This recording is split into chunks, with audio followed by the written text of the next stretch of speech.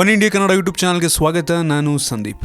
IPL 10ನೇ ಆವೃತ್ತಿಯ ಒಂದು ಹರಾಜು ಪ್ರಕ್ರಿಯೆಯ ನಂತರ ರಾಯಲ್ ಚಾಲೆಂಜರ್ಸ್ ಬೆಂಗಳೂರು ತಂಡ ಒಂದು ಭರ್ಜರಿ ತಂಡವನ್ನು ಕಟ್ಕೊಂಡಿದೆ.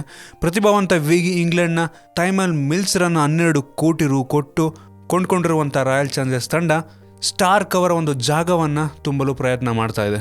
ಈ ಒಂದು ಹರಾಜು ಪ್ರಕ್ರಿಯೆಯ ನಂತರ RCB ತಂಡ ಯಾವ ರೀತಿ ಒಂದು ತಂಡದಲ್ಲಿ ಸಮತೋಲನವನ್ನು ಕಾಯ್ದುಕೊಂಡಿದೆ ಅಂತ ನಾವು ಈ ಒಂದು ವಿಡಿಯೋದಲ್ಲಿ ನೋಡೋಣ. ಈಗಾಗಲೇ ರಾಯಲ್ ಚಾಲೆಂಜರ್ಸ್ ಬೆಂಗಳೂರು ತಂಡದಲ್ಲಿ 9 ಜನ ವಿದೇಶಿ ಆಟಗಾರರು ಇದ್ದಾರೆ.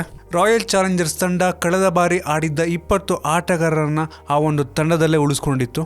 ಇಲ್ಲಿಯ ತನಕ ಆಟಗಾರರ ಒಂದು ಹರಾಜಿಗೆ 53 ಕೋಟಿಯನ್ನು ಖರ್ಚು ಮಾಡಿರುವಂಥ ರಾಯಲ್ ಚಾಲೆಂಜರ್ಸ್ ಬೆಂಗಳೂರು ತಂಡ IPL 10ನೇ ಆವೃತ್ತಿಯ ಹರಾಜಿಗೆ 12.85 ಕೋಟಿ ರುವನ್ನು ಬಿಡ್ಡಿಂಗ್ಗೆ ಇಟ್ಟಿತ್ತು. ಈಗ ಸದ್ಯಕ್ಕೆ 2.42 ಕೋಟಿ ಮಾತ್ರ ಒಂದು RCB ಬಳಿ ಇರುವಂಥದ್ದು. ಮತ್ತು ಕಳೆದ ಬಾರಿ ಉಳಿಸಿಕೊಂಡಂಥ ಆಟಗಾರರ ಪಟ್ಟಿ ಹೇಗಿದೆ ಅಂದರೆ Sachin Baby, AB de Villiers, Travis Head, Kedar Jadhav, Sarfaraz Khan, Virat Kohli, KL Rahul, ಇವರ ಜೊತೆಗೆ ಆಲ್ರೌಂಡರ್ಗಳಾದಂಥ Chris Gayle, Mandeep Singh, Stuart Binny, Praveen Dubey, Shane Watson ರಂತ ಒಂದು ಆಲ್ರೌಂಡರ್ಗಳು ಕೂಡ ಟೀಮ್ ನಲ್ಲೇ ಉಳಿಸಿಕೊಳ್ಳಲಾಗಿತ್ತು. RCB ತಂಡದಲ್ಲಿ ಬೌಲರ್ಗಳನ್ನ ನೋಡೋದಾದ್ರೆ S Aravind, A Choudhary, Arshad Khan, Tymal Mills, ಅದು ಈ ಒಂದು ಸೀಸನ್ ನಲ್ಲಿ ಖರೀದಿ ಮಾಡಿರುವಂತದ್ದು ಅವರು ಟೈಮಲ್ ಮಿಲ್ಸ್ ಅವ್ರನ್ನ, Adam Milne, Harshal Patel, A Stanlake, ಇಷ್ಟು ಜನ ಒಂದು ಬೌಲಿಂಗ್ ಅನ್ನ ನೋಡ್ಕೊಂಡ್ರೆ ಇನ್ನು ಅಡಿಷನಲ್ ಆಗಿ ಇಕ್ಬಾಲ್ ಅಬ್ದುಲ್ಲಾ, ಸ್ಯಾಮ್ಯುಲ್ ಬದ್ರಿ, ಯಜುವೇಂದ್ರ ಚಾಹಲ್, ಪವನ್ ನೇಗಿ ಮತ್ತು ಶಮಿ ಅವರು ಕೂಡ ಒಂದು ತಂಡದಲ್ಲಿ ಇದ್ದಾರೆ. ಒಂದು ರೀತಿ ಹೇಳ್ಬೇಕು ಅಂದ್ರೆ ಒಂದು ಬೆಂಗಳೂರಿನ ರಾಯಲ್ ಚಾಲೆಂಜರ್ಸ್ ತಂಡ ಒಂದು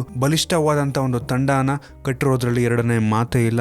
ಅದರಲ್ಲೂ ಬ್ಯಾಟಿಂಗ್ ಅಲ್ಲಂತೂ ಒಂಥರ ಘಟಾನುಘಟಿಗಳ ನಮ್ಮ ಬೆಂಗಳೂರು ತಂಡದಲ್ಲಿ ಇದ್ದಾರೆ. ಮತ್ತು ಒಂದು ಬೌಲರ್ಗಳ ಕೊರತೆ RCB ತಂಡಕ್ಕೆ ಇತ್ತು. ಟೈಮಲ್ ಮಿಲ್ಸ್ ಅವರ ಈ ಒಂದು ಆಗಮನದ ನಂತರ ಈ ಒಂದು ಕೊರತೆ ಪೂರ್ಣವಾಗುತ್ತೆ ಅಂತ ನಾವು ಕಾದು ನೋಡಬೇಕಾಗಿದೆ. ಸದ್ಯಕ್ಕೆ ಅಷ್ಟೇ. ನಿಮ್ಗೆ ಅನ್ಸುತ್ತೆ ಈ ಒಂದು RCB ತಂಡದ ಬಗ್ಗೆ ಕೆಳಗಡೆ ಕಾಮೆಂಟ್ ಅಲ್ಲಿ ತಿಳಿಸಿ. ನಿಮ್ಗೆ ಏನಾದರೂ ಈ ವಿಡಿಯೋ ಇಷ್ಟ ಆಗಿದೆ ಕೆಳ ಲೈಕ್ ಬಟನ್ ಇದೆಯಲ್ಲ, ಅದನ್ನು ಕ್ಲಿಕ್ ಮಾಡಿ ಶೇರ್ ಮಾಡಿ.